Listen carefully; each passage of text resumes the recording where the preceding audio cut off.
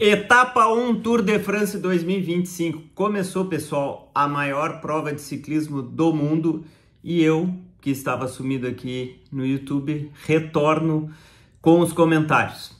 Antes de falar propriamente sobre essa etapa, deixa eu fazer uma recapitulação do que aconteceu nas últimas 4 edições do Tour de France, para quem basicamente só acompanha o Tour de France no ciclismo, que tem bastante gente, não é tão aficionado como eu, que acompanha hoje em dia quase tudo que está acontecendo no mundo do ciclismo.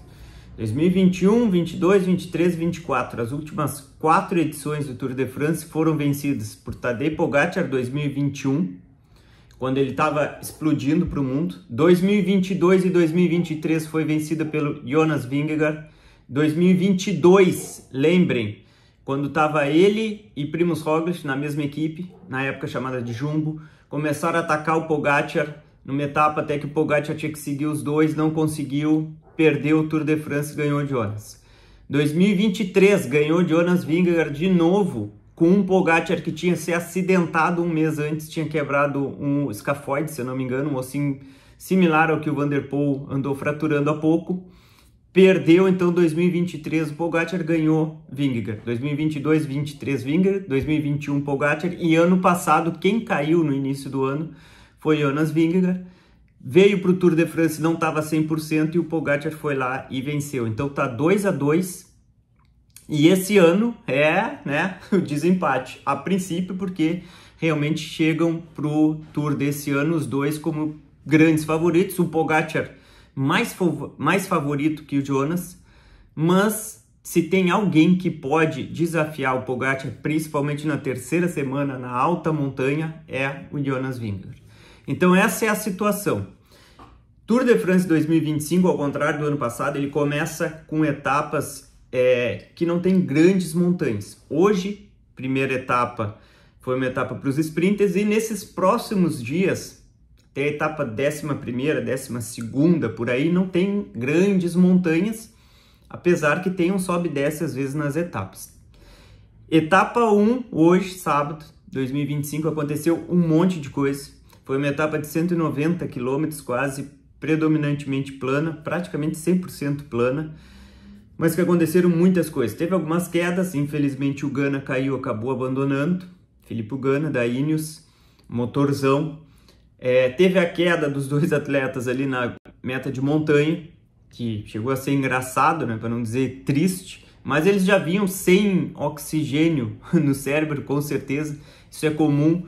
E o atleta da Cofidis e o da, se não me engano, era da Total Energy ali, disputando o prêmio de montanha, acabaram se enroscando.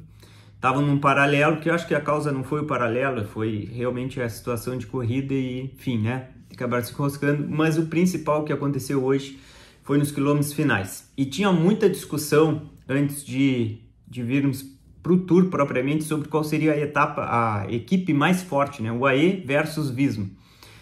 E hoje a gente viu no final da etapa um Jonas Vingegaard muito ativo, assim como a gente viu na Dauphiné mês passado, ele atacando em momentos que ele não costumava atacar. Então hoje, que chegou aquela fuga, não dá nem para dizer que é uma fuga, uma quebra do pelotão, onde chegaram quase 40 atletas destacados dos demais, e quem começou essa brincadeira, essa dança toda aí nos quilômetros finais foi o Jonas Vingegaard. Se vocês puxarem aí o VT dos quilômetros finais, vocês vão ver que Jonas ataca, dá o bracinho em seguida, e aí falando da questão das equipes, vocês veem que o Jonas Vingegaard tinha com ele Tiesj Benoot, nesse momento final aí que começou a ter um destaque. O Pogačar foi junto, o Pogačar estava ligado, ao contrário de Renko e Primož Roglič, que a gente viu que tomou tempo.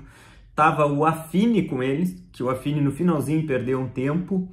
Tava o Jorgensen, e o Pogačar só tinha o recente campeão belga, Tim Wellens. Então é aquilo. Eu acho que as duas equipes são muito parelhas se a gente olhar nome a nome, o UAE versus Visma, mas eu acho que a Visma é muito mais esperta para correr. E hoje ela já, na primeira etapa, já demonstrou isso.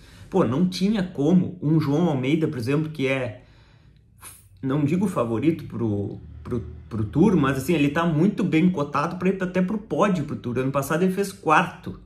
Tá? Então o João Almeida foi pego de calça curta da UAE e ficou no bloco de trás. Não vou nem falar de Bora e a equipe do Renko, né, que tinha o Merlier para vir para o sprint e ficaram lá chupando bala. Então, assim, a Visma dá um show muitas vezes de técnica. Então, hoje uma etapa super movimentada.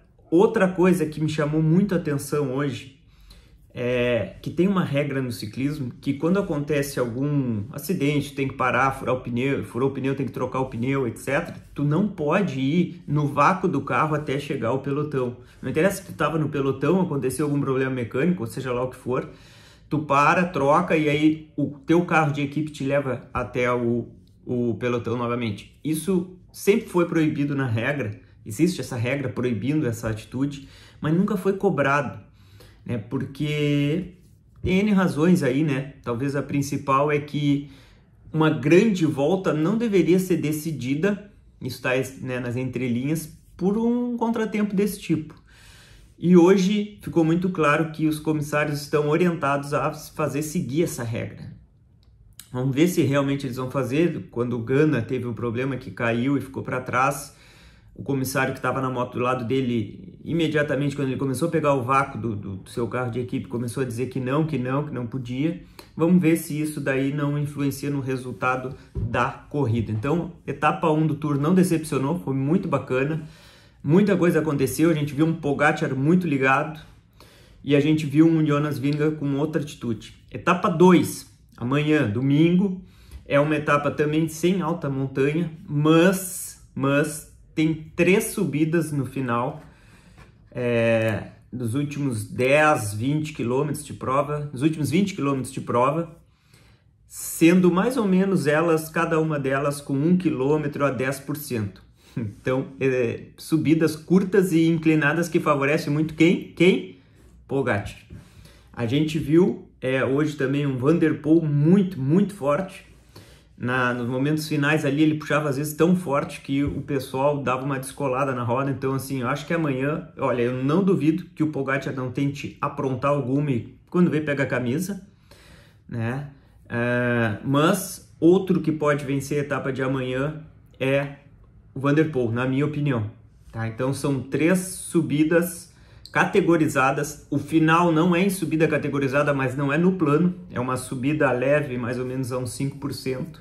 Então não perco a etapa de amanhã, principalmente esses 30 quilômetros finais. Por que 30? Porque as subidas faltando 20 quilômetros para a chegada, mas com certeza assim, ó, faltando 10, até 15, 20 quilômetros às vezes para a subida, eles já estão torcendo o cabo ao máximo as equipes para entrar bem posicionado nessas subidas do finais. E tem mais o fator vento, que foi o que definiu hoje o corte no pelotão, né, que deu um vento cruzado muito forte, e aí o pessoal aproveitou e quem estava mal posicionado ficou, né, com a cara no vento e não conseguiu reconectar. Amanhã também tem muito vento, um pouco menos do que hoje, pela previsão, estava vendo aqui, e mais vento contra do que cruzado, que não é tão favorável assim a ter fugas, né?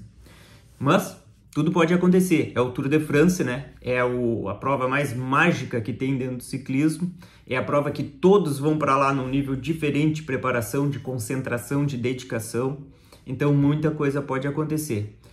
Etapa 1 então foi essa, previsão de etapa 2 e na medida do possível vou estar fazendo os vídeos diariamente aqui comentando alguma coisa. Valeu, pessoal. Obrigadão.